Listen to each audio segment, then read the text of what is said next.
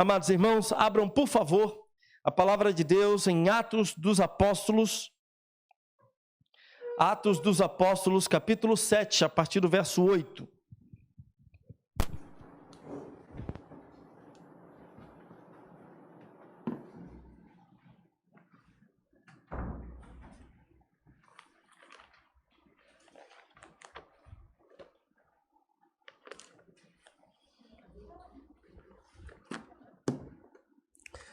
Atos dos Apóstolos,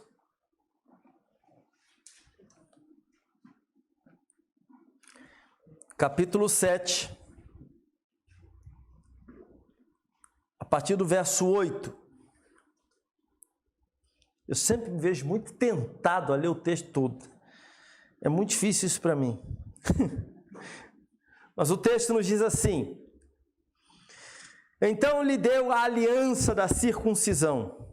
Assim, Abraão gerou Isaque e o circuncidou no 8º dia.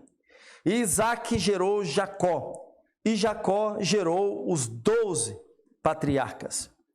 Os patriarcas, invejosos de José, venderam-no para ser levado para o Egito.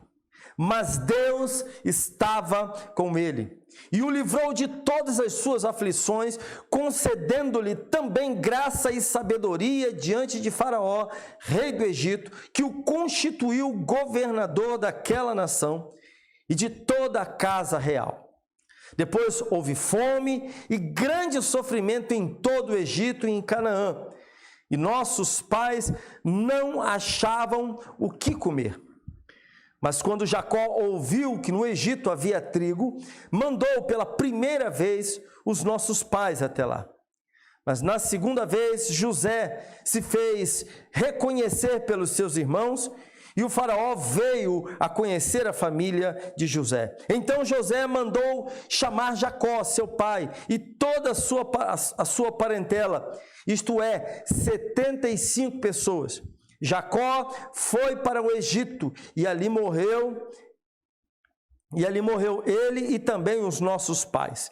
Depois eles foram transportados para Siquém e postos no túmulo que Abraão tinha comprado dos filhos de Amor em Siquém, pagando um certo preço. Louvado seja o nome do Senhor pela sua palavra. Os irmãos podem sentar, por favor. Hoje eu quero dar início a uma série de mensagens. Quero falar sobre o tema geral é recortes da vida de José. Falaremos aqui, teremos uma série, não é muito longa, uma série sobre momentos da vida de José.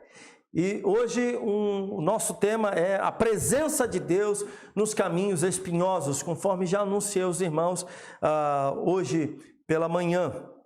A doutrina, meus irmãos, da providência divina nos mostra que Deus é soberano. Estávamos falando aqui nos anúncios sobre a necessidade de conhecermos teologia, e um dos ramos da teologia é justamente a doutrina da providência divina, ou da providência de Deus, que nos mostra que Deus é soberano, que Ele está no controle absoluto de todas as coisas e que Ele não desperdiça o sofrimento. O seu sofrimento, o meu sofrimento, os nossos sofrimentos não são desperdiçados por Deus. Nós não sofremos à toa. Não tem aquela coisa, por que você está passando por isso? Sabe, diante de Deus há sempre um propósito. Os nossos sofrimentos não são desperdiçados pelo Senhor. E as provas pelas quais nós passamos, elas são, 1, inevitáveis, 2, são variadas, 3, são passageiras e 4, são pedagógicas. Tudo que nós passamos, meus irmãos, na verdade, nós não temos como evitar, passaremos por provas. Não adianta você imaginar que na sua vida você será digamos assim, um mar de rosas. Isso não vai acontecer. A vida de nenhum de nós é assim. De nenhum de nós. Nenhum de nós. O próprio Senhor Jesus disse que no mundo nós passaríamos por aflições, mas que tivéssemos bom ânimo porque Ele venceu o mundo. Então, não há uma promessa aqui, agora, aqui neste mundo, de uma vida de um mar de rosas, de uma vida tranquila, serena, sem tribulações, sem lutas, sem angústias, sem medos, nada disso. A Bíblia não apresenta para nós isso. Então, nós haveremos de enfrentar muitas lutas, muitas tribulações, elas são inevitáveis, elas são variadas. Essas tribulações que nós enfrentamos, um dia você passa por uma tribulação dentro da sua casa, uma crise conjugal, em outro momento será uma crise lá no seu ambiente de trabalho, em alguma outra situação é na sua saúde, e todos nós enfrentamos isso, todos nós passamos por isso, vivemos ainda dentro desse contexto de coronavírus, né, da pandemia, muita gente sofre ainda. Então, essas crises ou essas tribulações, elas são variadas, mas elas também têm um prazo de validade. Elas vêm sobre as nossas vidas, mas elas também vão. Nós passamos por essas coisas, vivenciamos, choramos, sofremos, mas há momentos de refrigério. Deus derrama da sua graça sobre nós. Deus derrama da alegria, do conforto sobre as nossas vidas. Também sorrimos, também regozijamos na presença de Deus. Há momentos da nossa vida que nós nos alegramos e ficamos com o coração tinindo na presença do Senhor. É ou não é? É lógico que é. Mas todas essas tribulações, todas essas lutas, elas são para nós pedagógicas. O que isso quer dizer? Elas nos ensinam, elas trazem para nós lições preciosíssimas. Nós amadurecemos nas tribulações, nós crescemos nas angústias, em meus problemas, nós enriquecemos no nosso coração diante dessas coisas. Todas elas, meus irmãos, todas elas são trabalhadas por Deus para o nosso bem final. Todas elas. Todas as coisas cooperam para o nosso bem, disse o apóstolo Paulo. Todas elas, todas as tribulações da sua vida, pense nas crises da sua vida, pense nos problemas que você enfrenta, pense em todas essas coisas. Deus trabalha em nós, em todas essas situações. Nós somos moldados por Deus, somos aperfeiçoados pelo Senhor. Não conseguimos, por vezes, compreender o porquê que Deus está permitindo certas coisas, mas lá na frente veremos que o nosso coração foi trabalhado pelo Senhor. O nosso Deus ainda continua transformando vales em mananciais, continua. Vidas esmagadas pelo sofrimento em vidas restauradas espiritualmente, continua. Mas é fato que nós sofremos, que nós nos angustiamos, que nós passamos por dificuldades, que nós choramos, e que em muitos momentos da nossa história, da nossa vida, vamos cair de joelhos diante do Senhor, como que desesperados, pensando: ó Deus, tenha misericórdia, ó Deus, tenha misericórdia. Olhe para a vida de todos os apóstolos, olhe para a vida dos patriarcas, olhe para a vida do salmista Davi, por exemplo, para os profetas, olhe para a vida desses homens, olhe para a vida deles, leia a história deles, e os irmãos verão que esses homens passaram por dificuldades, muitos problemas. Olhe para a história da igreja, você verá homens e mulheres que sofreram terrivelmente, mas que foram instrumentos de Deus. O nosso Deus transforma, continua transformando vales em mananciais. Ele faz isso, mas é bem verdade também que nós passamos por terríveis momentos na nossa vida e que o Senhor continua se fazendo presente nas nossas vidas, cuidando de nós. A vida de José, meus irmãos, quando lemos a história, e eu quero incentivar os irmãos nesses dias, além sobre a história de José, é uma das histórias mais lindas. E aí eu peço, talvez você pense: eu vou ver, não tem uma Record aí, de vez em quando eu passo, né? Leia a Bíblia primeiro. Leia a Bíblia. Tem um filme sobre a vida de José. Eu já vi alguns interessantes, mas leia a Bíblia primeiro. Não faça, vou ver um filme, uma novela sobre a vida de José e depois eu leio a Bíblia. Não, leia a Bíblia primeiro, depois você vai pensar em ver qualquer filme, série, seja o que for. Essa é uma das histórias mais lindas de toda a Bíblia. Ele foi um homem fiel aos seus pais, aos seus superiores, mas sobretudo nós vemos José sendo um homem fiel a Deus, acima de tudo. Um jovem que, mesmo diante de muitas tribulações, tentações, dificuldades, permaneceu fiel ao Senhor. Ele foi fiel na adversidade e na prosperidade. Ele viu Deus transformando suas tragédias em triunfos. E meus irmãos, José foi o mais próximo tipo de Cristo na Bíblia. E deixa-me explicar um pouco sobre isso, falar um pouquinho sobre isso. José foi amado pelo seu pai e foi invejado pelos seus irmãos. Olhe para a vida de Cristo aqui neste mundo. Ele é o amado do pai e invejado pelos judeus. Ele foi vendido por 20 moedas de prata.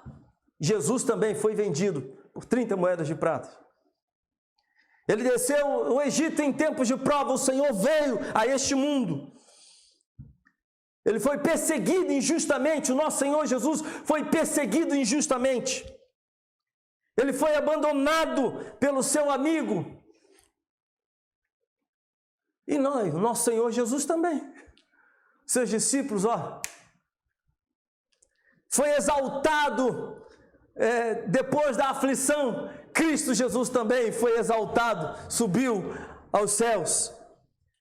José é considerado o salvador do seu povo. Jesus é o salvador dos homens. Olhando para a vida de José, nós veremos na vida de José um tipo de Cristo. A história de José não está na Bíblia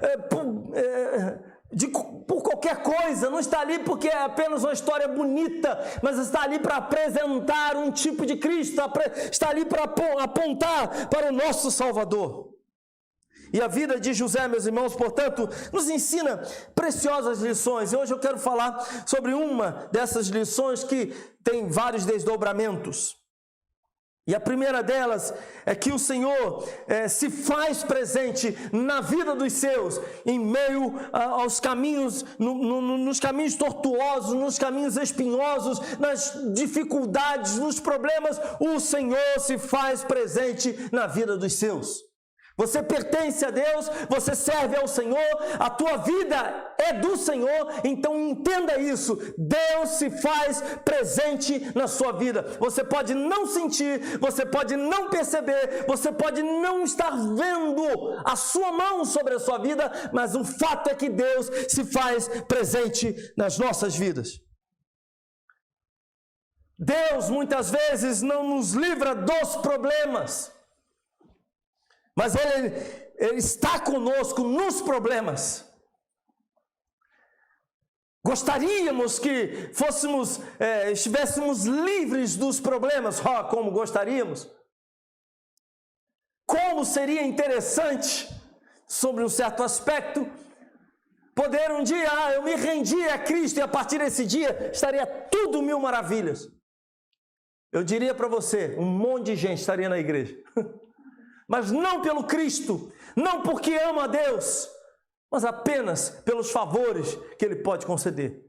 Como ainda muita gente entrando e saindo de igrejas, com esse único objetivo, olhando para Deus, como se Deus fosse um grande caixa eletrônico celestial. Você vai lá e vai sacar a sua bênção. Já viu aquela história? Vou para a casa do Pai. Por quê? Vou pegar minha bênção.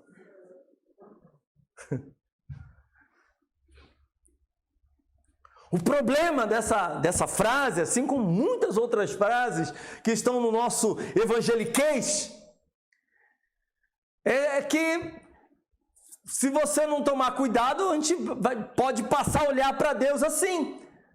olhar para a igreja assim, para esses encontros que nós temos, assim, somente assim. Vou pegar a minha bênção. Ou seja, você olha para Deus como se Deus fosse apenas aquele que doa suas bênçãos para os seus filhos. E o propósito de Deus conosco vai muito além disso. Meus irmãos, quando olhamos para a vida de José, nós percebemos que José sofreu e sofreu muito. Ele enfrentou muitas lutas, muitas dificuldades, muitas tribulações, e nas próximas semanas nós veremos isso de maneira bem detalhada. José, por exemplo, enfrentou a dor do desprezo dos seus irmãos. Os irmãos de José se encheram de ódio, porque Deus enchia o coração de José de sonhos. Os sonhos que José tinha eram os sonhos de Deus, vinham do pai. E por ser amado por seu pai, e viver uma vida íntegra, porque era isso que acontecia, os irmãos passaram a ter inveja dele. Notem, em vez de imitarem as atitudes de José, desejam destruir José. Ao invés de olharem para José, olha, papai se orgulha dele, mamãe também, todos se orgulham dele, ele é um exemplo para a família. Ao invés de olharem para esse exemplo, eu vou me imitar, eu vou procurar andar de acordo, da mesma maneira que ele tem andado. Ao invés de fazerem isso, o que fazem? Se levantam contra ele. Abram, por favor, em Gênesis capítulo 37.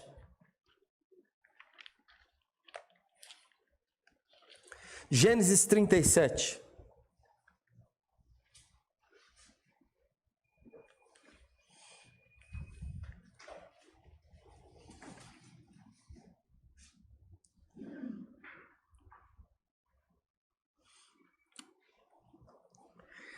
A partir do verso 3. Ora, Israel amava mais José do que todos os seus outros filhos, porque era o filho da sua velhice, e mandou fazer para ele uma túnica talá de mangas compridas.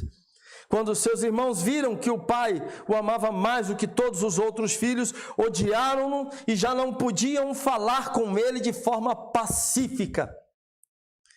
E José teve um sonho e contou aos seus irmãos, por isso o odiaram ainda mais. Ele lhes disse: peço que ouçam um sonho que tive. Sonhei que estávamos amarrando feixes no campo, e eis que o meu feixe se levantou e ficou em pé, enquanto os feixes de vocês o rodeavam e se inclinavam diante do meu. Então os irmãos lhe disseram: você pensa que vai mesmo reinar sobre nós? Pensa que realmente dominará sobre nós? E com isso o odiavam ainda mais por causa dos seus sonhos e de suas palavras. Meus irmãos, José teve que enfrentar o ódio dos seus irmãos, teve que enfrentar a conspiração dos seus irmãos. No verso 18, os irmãos verão isso. José sofreu o desdém dos seus irmãos. Nos versos 19 e 25, vejam o que nos dizem. Vamos ler a partir do verso 18. De longe eles o viram, e antes que chegasse, conspiraram contra ele para o matar. Disseram uns aos outros: lá vem um grande sonhador. Venham, pois, agora vamos matá-lo e jogar o corpo numa dessas cisternas. Diremos que um animal selvagem o devorou.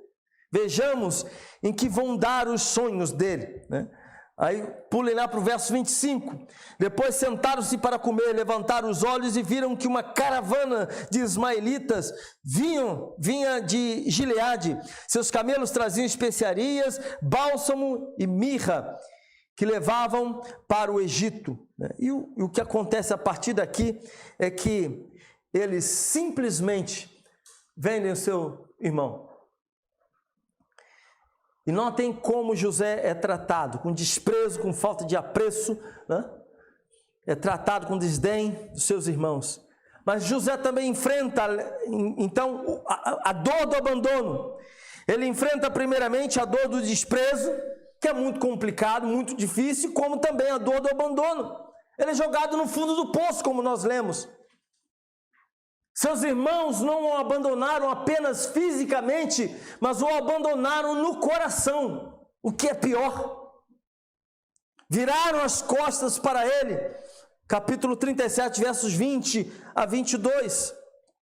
Eles taparam os ouvidos ao clamor de José no fundo da cova. Se os irmãos lerem capítulo 42, virem algumas páginas. Capítulo 42, verso 21.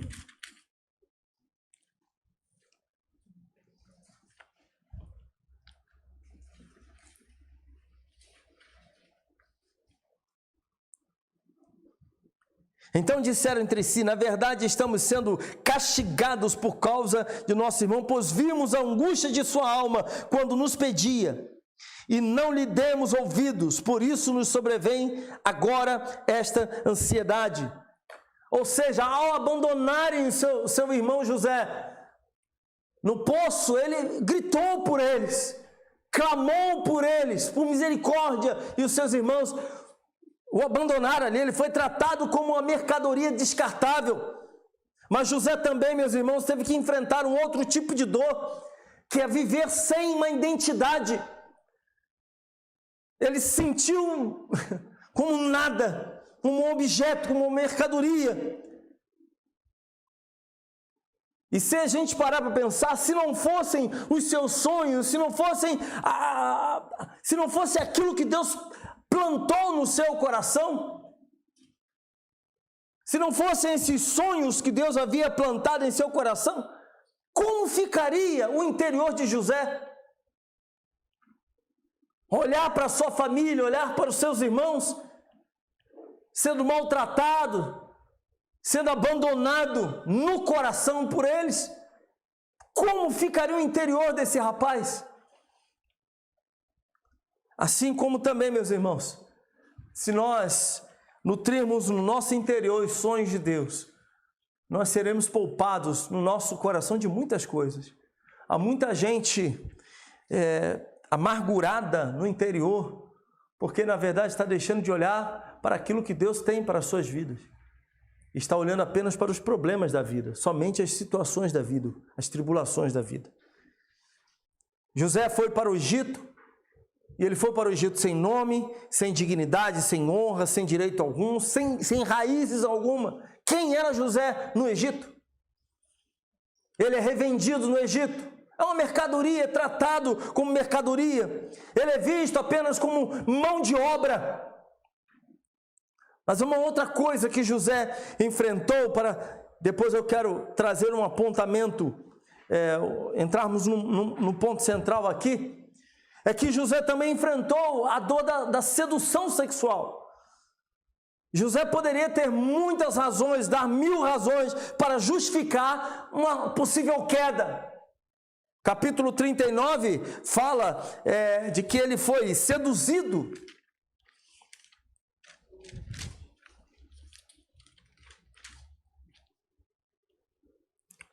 O texto diz, verso 1, José foi levado para o Egito, e Potifar, oficial de Faraó, comandante da guarda egípcio, comprou-o dos ismaelitas que o tinham levado para lá. Ou seja, ele foi trabalhar na casa de Potifar. O Senhor estava com José, que veio a ser um homem próspero e estava na casa do seu dono egípcio. Potifar viu que o Senhor estava com José e que tudo o que ele fazia, o Senhor prosperava em suas mãos. Assim José achou favor diante dos olhos do seu dono e o servia. E ele pôs José por mordomo de sua casa e lhe passou às mãos tudo o que tinha. E desde que Potifar o fez mordomo de sua casa e encarregado de tudo o que tinha, o Senhor abençoou a casa do egípcio por causa de José. A bênção do Senhor estava sobre tudo o que tinha, tanto em casa como no campo. Potifar confiou tudo o que tinha nas mãos de José, de maneira que não se preocupava com nada, a não ser com o pão que comia. José tinha um belo porte e boa aparência. Assim, depois de algum tempo, a mulher de Potifar pôs os olhos em José e lhe disse: venha para a cama comigo.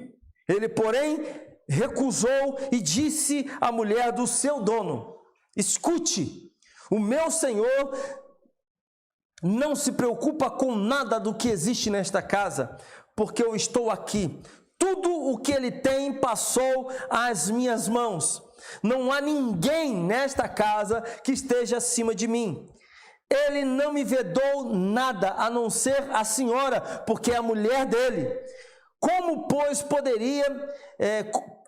cometeria eu tamanha maldade e pecaria contra Deus? E o texto continua. Vai falar de como ela armou toda a situação, o agarra e ele sai correndo. Mas José, aqui então, ele sofre esse tipo de sedução. Ele era um adolescente, meus irmãos. Os psicólogos talvez dissessem: ele está num período de autoafirmação, então esse é um tempo de autoafirmação, ele poderia, né? Ceder isso, coitadinho, né? Ele cedeu porque ele está tentando se autoafirmar. Os médicos poderiam dizer: poxa, ele caiu porque, na verdade, é uma explosão de hormônios no seu corpo, é natural. Ele mesmo poderia dizer: o apelo foi irresistível. A Bíblia diz, como nós lemos aqui no verso 6, que ele tinha um belo porte, um bom porte, né? Uma boa aparência.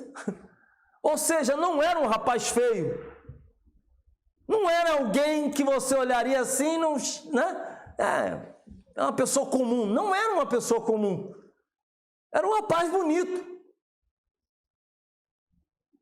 Ele estava longe da família. Também poderia servir de desculpas.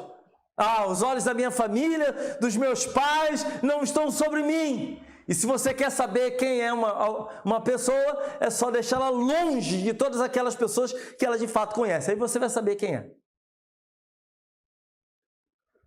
Por exemplo, se ela sair aqui do Brasil, do Rio de Janeiro, da casa dos seus pais, em volta dos seus amigos, e de repente ela está sozinha numa outra nação, aí você vai saber quem é essa pessoa.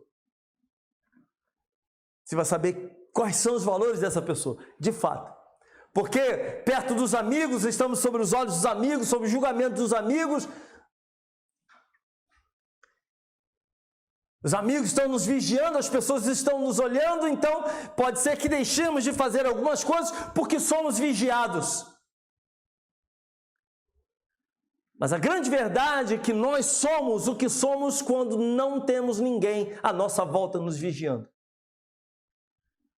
Alguém já disse que nós somos o que somos aqui dentro, porque aqui dentro, em tese, não tem nenhum vigia. Eu digo em tese, do ponto de vista meramente humano, porque nós, na verdade, o nosso Senhor conhece todas as coisas. Então Ele sabe o que vai aqui dentro. Sabe tudo. Mas como nós não falamos, não colocamos, não externamos essas coisas, quer saber quem é alguém? Todos nós sabemos, né? Quem nós somos. Porque convivemos com isso aqui. Que não é palpável. O Marquinhos não tem como, se eu não falar para ele não tem como saber o que está dentro da minha cabeça. A menos que eu manifeste isso fisicamente de alguma forma. Externe uma raiva, um ódio, alguma coisa assim. Caso contrário, está aqui dentro. Eu sei. E o detalhe, Deus sabe. Eu não tenho como enganar Deus. Mas ele poderia ceder à tentação. Por quê? Porque eu estou longe da minha família não está me vigiando. Um outro argumento que ele poderia dar é falar: eu sou escravo. Ela é a mulher do meu dono. Como escravo, eu tenho que obedecer.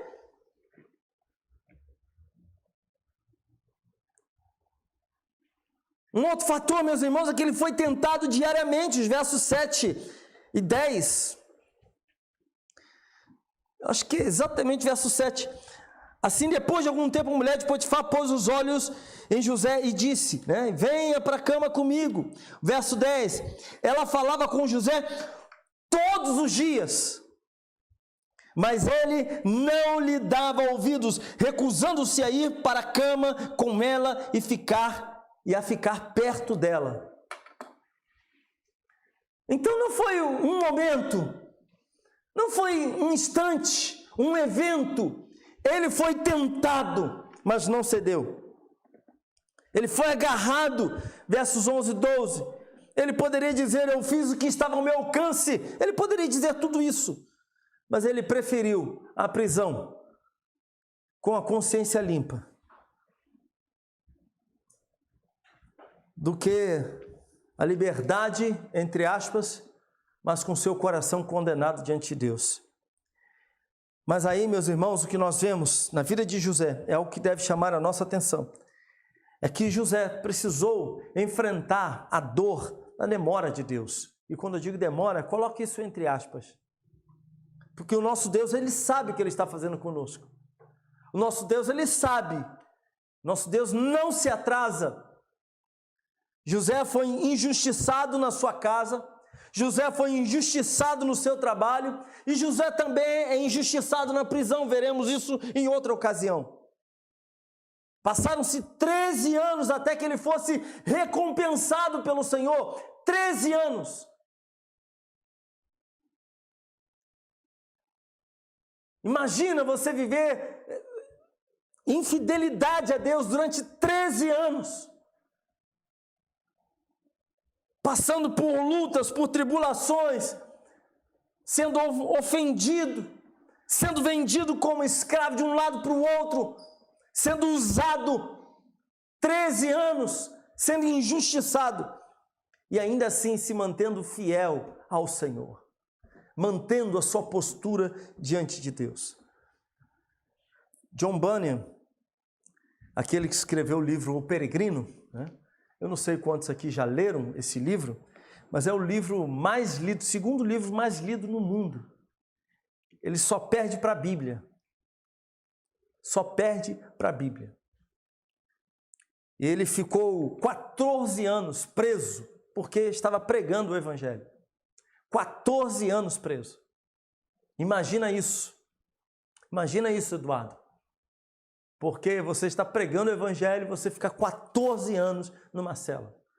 E mais ainda, além disso, ele só podia ver a sua filha nas grades da prisão. Ele botava a cabeça do lado de fora para ver a sua filha, que sofria de deficiência visual.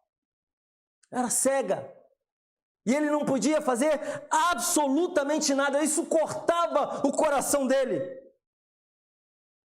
Mas é interessante, porque justamente nesse contexto de sofrimento, no contexto da prisão, é que ele escreve o livro O Peregrino. E a lição para nós, meus irmãos, é que justamente no contexto de sofrimento e angústia que nós produzimos o melhor na nossa vida. Crescemos espiritualmente, amadurecemos espiritualmente, ficamos mais doces diante do sofrimento. O nosso coração é tratado por Deus, o nosso orgulho é esmigalhado, a nossa vaidade, a prepotência, a arrogância, todas essas coisas, meus irmãos, são massacradas no sofrimento. No sofrimento nós vemos que nada somos, sozinhos nós não conseguimos. É no sofrimento, é na angústia. São nos problemas em que nós percebemos a nossa pequenez, que nós nada somos e que dependemos de Deus. Na prosperidade, por vezes, levantamos o nariz e dizemos, eu sou tal, nós somos os tais, fazemos isso, fazemos aquilo outro, podemos realizar, conquistar isso, conquistar aquilo outro. Yes! Mas é na angústia, quando o nosso coração está moído, é que nós chegamos à conclusão de que precisamos de Deus. precisamos da mão de Deus. Que nós falamos para Deus: Senhor, sozinho eu não tenho como caminhar. Que nós falamos para Deus: Senhor, tem misericórdia da minha vida, eu não sou ninguém, eu não sou nada, eu dependo de Ti. Que nós falamos para Deus: Senhor, usa a minha vida, porque de mim mesmo eu não tenho nada. Eu preciso do Senhor. Senhor, sustenta a minha vida, sustenta o meu coração, pois eu não tenho forças para fazer isso sozinho. Por isso nós vamos ver Davi, os apóstolos, esses homens sempre dependendo do poder de Deus. No meu sofrimento, eles podiam olhar para si mesmos e perceberem que sozinhos não tinham como fazer absolutamente nada. E o que nós vemos aqui na vida desse homem chamado José, meus irmãos, é que Deus estava com ele. Mesmo nos momentos mais difíceis, quando ele não conseguia sentir a presença de Deus, a presença de Deus era real, ainda que ele não visse, a presença de Deus era real. A presença de Deus era constante, embora ele nem sempre a sentisse. A presença de Deus era restauradora, embora nem sempre era reconhecida, ainda assim era restauradora. Alguém já disse que é um plano perfeito sendo traçado no andar de cima. Eu gostei dessa frase. Deus tem coisas extraordinárias para fazer na nossa vida e nós não conseguimos, porque está sendo planejado na eternidade. Isso está na eternidade. Mas precisamos olhar para as nossas vidas e saber que Deus está no controle. Deus está vendo o fim da história. Eu gosto de pensar na nossa vida como se ela estivesse aqui, neste púlpito. Toda a nossa história aqui. Deus enxerga a nossa vida desse jeito, do início ao fim. Não há novidades para Deus.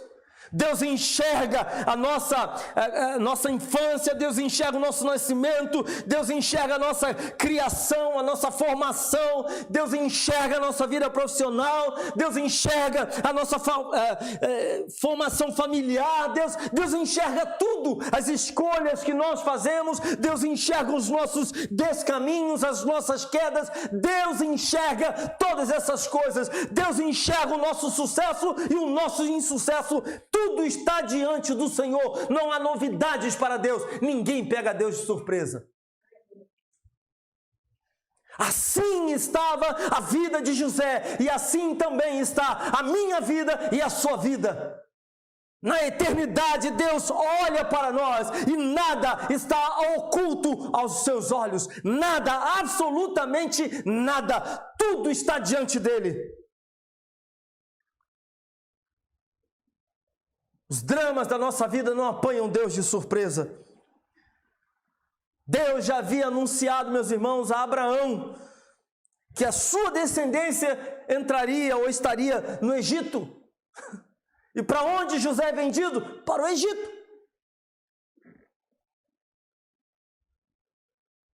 Através da vida de José, o seu pai, a sua família, os seus irmãos não morrem de fome.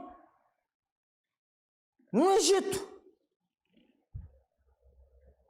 Deus estava usando o infortúnio para cumprir os seus propósitos gloriosos na vida de José e na vida do seu povo. Ou seja, Deus jamais desampara aqueles que confiam nele.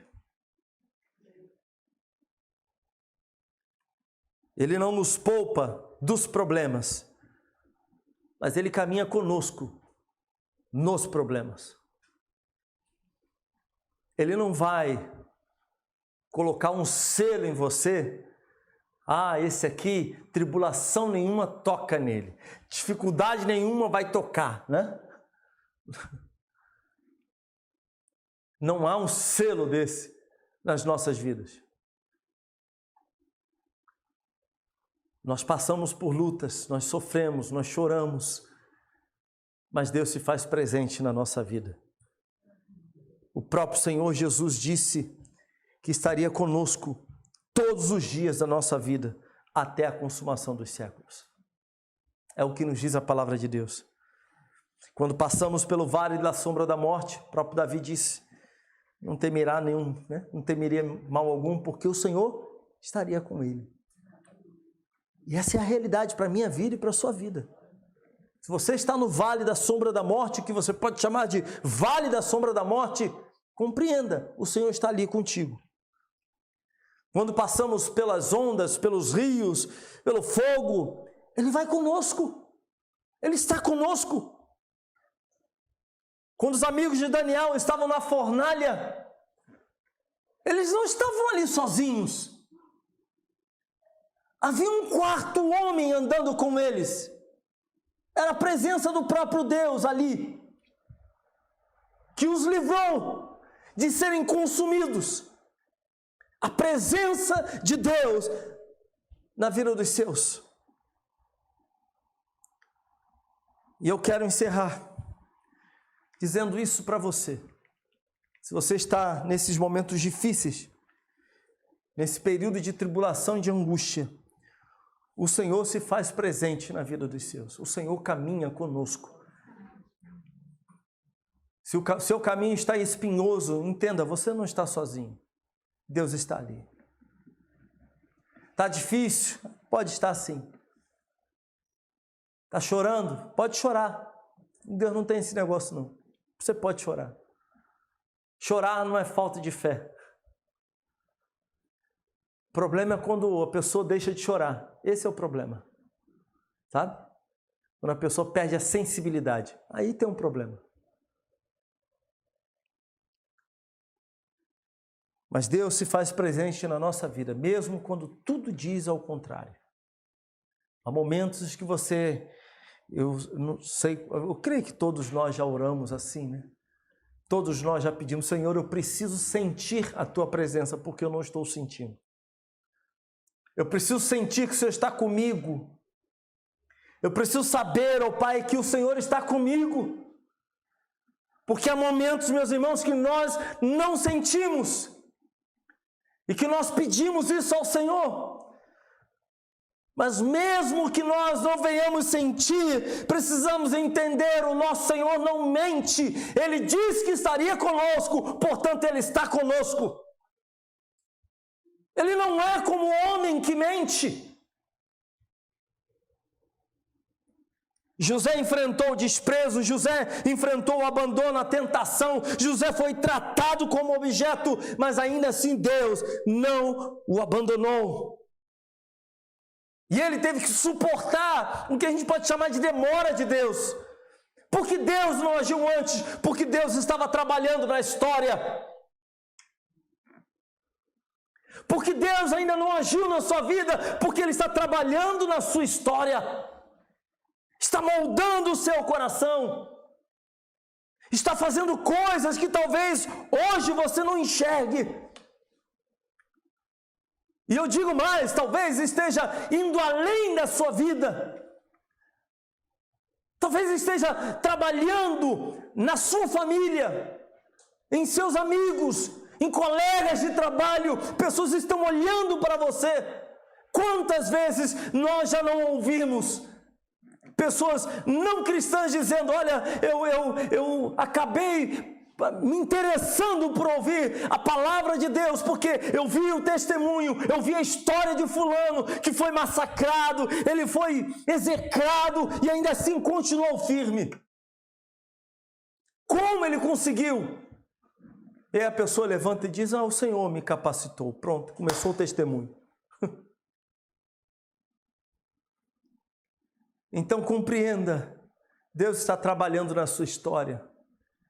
A sua história para você é o hoje. E talvez o ontem, o passado.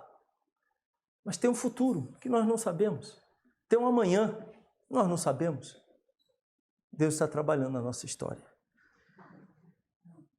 Parecia que o Senhor havia esquecido José, mas Deus não esqueceu dele. O Senhor estava na sua vida. Ele não sentia, ele não via, mas o Senhor estava com ele. Talvez hoje você não sinta, talvez hoje você não veja, mas o Senhor se faz presente na nossa vida. Afinal de contas, nosso Senhor Jesus disse que estaria conosco. todos os dias da nossa vida, até a consumação dos séculos. Amém? Curva a sua cabeça, vamos orar neste momento.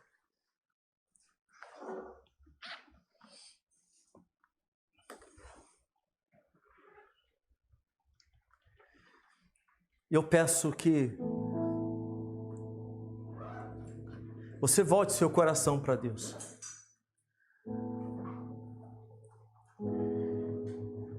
Esse é o momento que nós precisamos falar de fato daquilo que está dentro de nós. Em muitos momentos da nossa vida, da nossa história, nós não sentiremos o Senhor. Teremos a sensação de que Deus se ausentou, que Ele desistiu do plano dele para conosco, que aquilo que Ele falou no passado, na verdade, Ele desistiu ou repassou para outra pessoa. Há momentos em que nós não sentimos os cuidados de Deus para conosco. Mas eu gosto de pensar numa criança pequena, quando ouve não dos seus pais, quando é advertido, disciplinado pelos seus pais. Ela chora porque acha que seu pai ou sua mãe não está lhe fazendo bem, quando na verdade a disciplina para que justamente ela possa amadurecer, crescer e se tornar uma pessoa honrada quando chegar à idade adulta. Também é interessante pensar num tratador de leões ou de urso, ou de um animal selvagem. Ele se aproxima uma espingarda de tranquilizante para que possa examinar melhor o animal e que possa cuidar das suas feridas ou do seu problema de saúde. Mas a visão do animal para o tratador é: ele quer me fazer mal. Ele não está aqui, eu não quero o meu bem. A nossa visão é imperfeita diante da história. Nem sempre entendemos o que Deus está fazendo. Por vezes até achamos que Deus nos abandonou, mas Ele sabe o que Ele está fazendo conosco. O nosso coração está sendo moldado, trabalhado. Estamos sendo aperfeiçoados pelo Senhor. O sofrimento nos depura, meus irmãos. Os sofrimentos peneiram o nosso coração. As impurezas são removidas diante das angústias da vida, diante dos problemas da vida.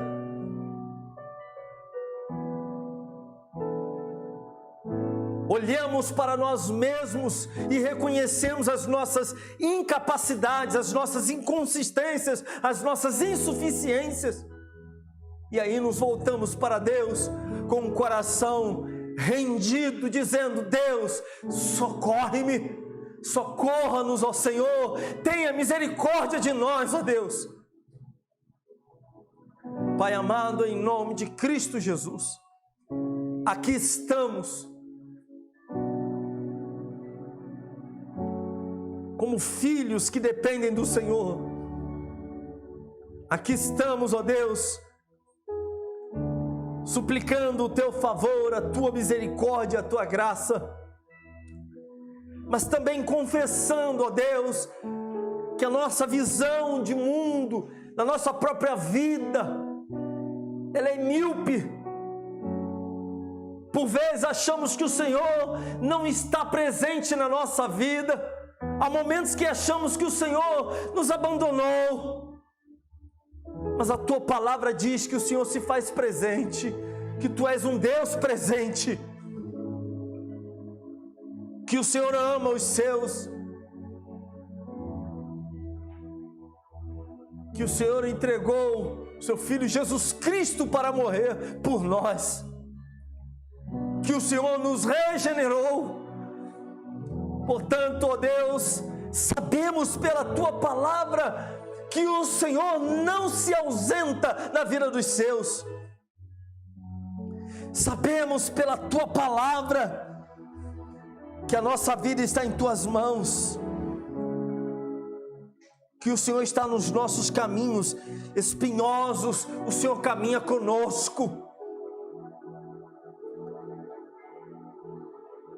E assim como aqueles discípulos no caminho de Emaús, que estavam angustiados, sem esperança, entristecidos, e o Senhor caminhava com eles, eles não perceberam até que o Senhor Jesus partiu o pão.